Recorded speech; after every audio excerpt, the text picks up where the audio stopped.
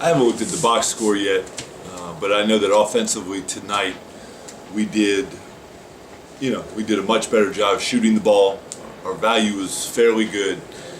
Defensively, it was uncharacteristic, and what I shared with the team after the game was, after an 8-day break for exams, the basketball never looks like you want it to or like you expect it to, and so I think that's part of it.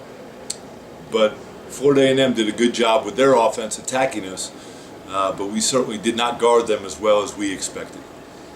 You mentioned the long break since the Rutgers game. What was the message at practice? Because you had so many practices between then and now. And how do you think your guys responded to that message, at least at the start of the game in the first half? Yeah, so it's twofold. First of all, we've just suffered through so many injuries, and we continue to, that you say we had so many practices.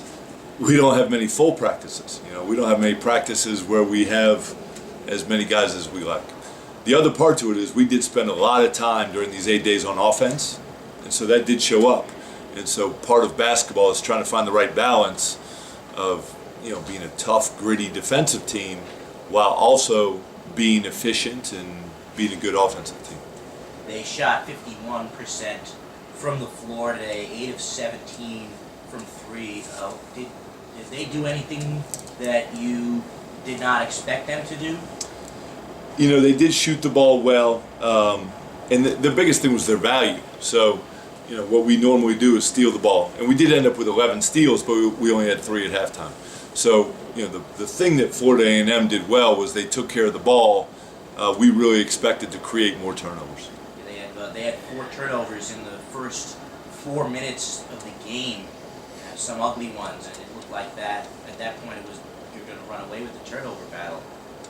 Yeah, and so, we really felt like early in the game we were able to run by them. We were able to get transition points. And it was really because our defense was creating some offensive ideas or some offensive opportunities.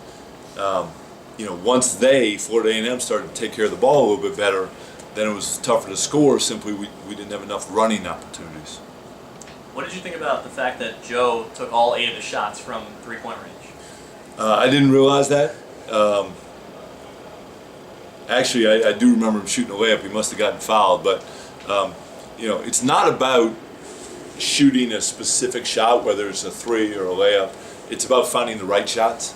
And so if the right shots tonight were 3-point shots, it's about what the defense gives you. So we do talk to our team about, every game is different. Every possession is different. And that's what makes basketball so much fun, is that if the defense helps, you need to make a pass. If the defense doesn't help, you need to go score. And so, it's about finding the right looks. A lot of coaches talk about post-finals and then looking ahead towards Christmas at this juncture of the season. What's the biggest challenge now looking at West Virginia and making sure the guys don't look past them with Christmas on the agenda? Well, I think bigger than that, because West Virginia is one of the 10 best teams in the country. No one looks past West Virginia. However, the biggest thing is the quick turnaround. And so, we've talked to our team about tomorrow's schedule. I don't usually do that after a game, but we're all going to be in this building in about 10 hours.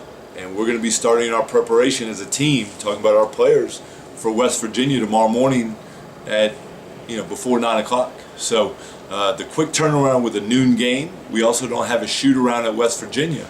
So everything that we're going to get done preparation-wise is going to happen tomorrow before noon, and then we'll travel and go compete at noon on Saturday. Trey had his best game of the season this year, 20 points.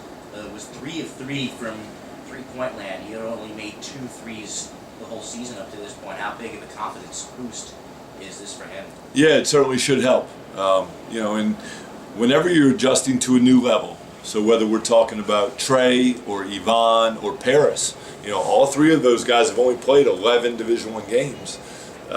It's a challenge, and for some it's easier, depending on who's guarding you or what your opponents are or whatever. It's good to see him continuing to grow, and we think Trey will grow and evolve as a player, continually during his career here at Fordham.